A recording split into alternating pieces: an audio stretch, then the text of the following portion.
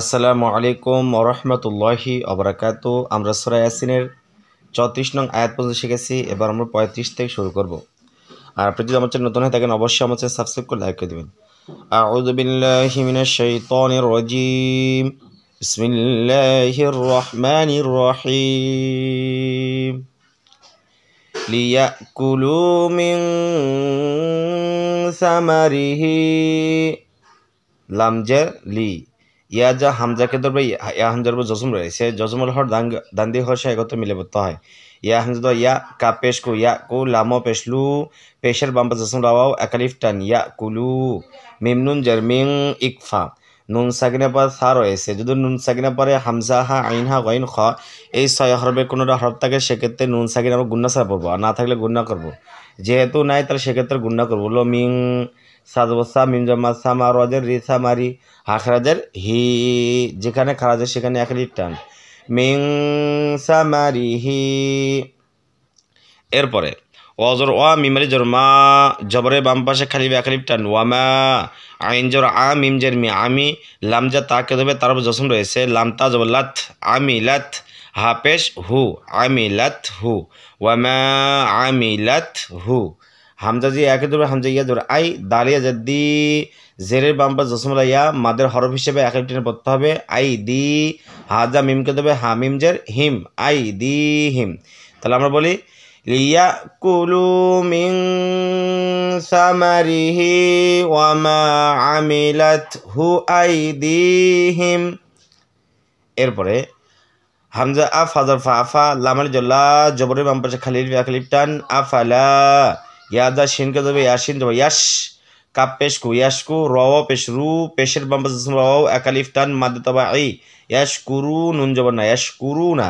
এখন তো অফ করি, তাহলে আমরা ওয়াইয়ের উপরে যে জসম থাকতেছে নুনের উপরে এরকম একটা জসম দেবো দিয়ে রুটাকে আবার টেনে টেনে পড়বো। এর নাম মাদ্দে আরজি। তাহলে বলবো আফালা ইয়াশকুরুন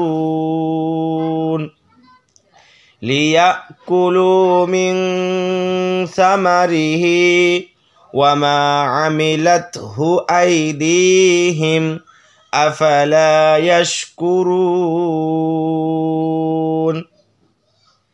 লিয়াকুলু মিন সামারিহি ওয়ামা আমিলাতহু আইদিহিম আফালা ইয়াশকুরুন।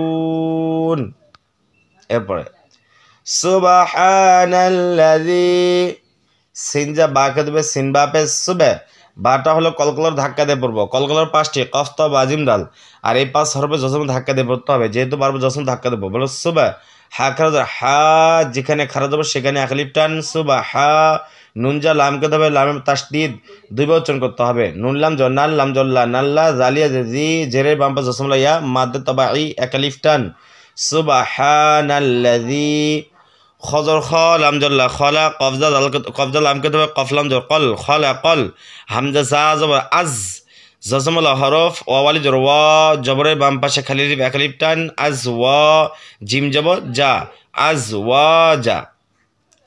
এরপরে কাবজা লামকে দেবে কাবলাম পেশ কুল লামজল্লা কুল্লা লাম তার সাথে দুই বচন হবে। হালি জর হা জবরের বাম পাশে খালি একালিফ টান কুল্লাহা সুবহানাল্লাযী খলাকাল আজওয়াজা কুল্লাহা সুবহানাল্লাযী খলাকাল আজওয়াজা কুল্লাহা। এরপরে মিম মিম জের মিম মিমে তাসদীদ গুণা করো ওয়াজিব মিম আলি জরমা জবরে বাম পাশে খালি একালিফ টান মিম মা তাজা নুনকে দেবে তানুন পেশতুম ইকলাব। এই যে নুন সাকিনের পরে বা রয়েছে, নুন সাকিনের পরে বা থাকলে নুন সাকিনটাকে আমরা ছোট্টে মিম দ্বারা পরিবর্তন করবো। বলুন তানুন পেশ তুম অর্থাৎ তামিম পেশ তুম এভাবে উচ্চারণ করবো। বাজের বি তাজা লামকে দেবে তালাম পেশ তুল তুম বি তুল হামজা রজবর আর দত পেশ দু আর দু ওয়াজর ওয়া মিম নুনজের মিন ওয়া মিন ইজহার। এই যে নুন সাকিনের পরে হামজা থাকার কারণে নুন সাকিন গুন্না সার পড়বো। হামজা নুন যাব আং ইকফা। এই যে বলছিলাম না যদি নুন সাকিনা পরে হামজা হা আইন হা গইন খ এই 6 হরফে কোনোটা হরফ থাকে সেক্ষেত্রে গুন্না ছাড়া পড়তে হবে, না তাহলে গুন্না করব। যেহেতু এখানে গুন্না করতেছি বলতেছি আং সরে অনেশ্বর আং এভাবে, কিন্তু এখানে গুন্না ছাড়া পড়তেছি, এখানে নুন সাকিন এখানে নুন সাকিন। কেন বললাম? ওই যে বললাম যে নুন সাকিনের পরে হামজা হা আইন হা গইন খ, দেখেন শুরুতে আছে হামজা আছে না, তাহলে এখানেও হামজা রয়েছে, এই জন্য আমরা এখানে কি করব? গুন্না ছাড়া পড়ব। লম্বা হামজা এবং গোল হামজা একই, অর্থাৎ আলিফের উপর জবর যে পেশল সেটা হামজা হয়ে যায়, মনে রাখবেন এটা।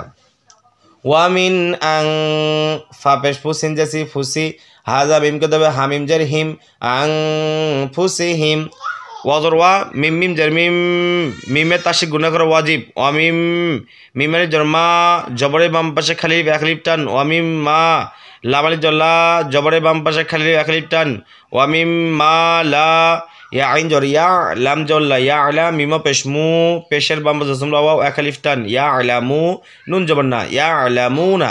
এখন তো অক্ষ করি তাহলে আমরা নুনের সাকিন দিয়ে মুটাকে 3 লাইন টেনে পড়বো, বলবো ইয়া আলামুন। তাহলে আমরা এখান থেকে বলি মিম্মা তুমবিতুল আরদু ওয়া মিন আনফুসিহিম ওয়া মিম্মা লা ইয়ালামুন। মিম্মা তুমবিতুল আরদু ওয়া মিন আনফুসিহিম ওয়া মিম্মা লা ইয়ালামুন। ওয়া আয়াতুল লাহুমুল লাইল।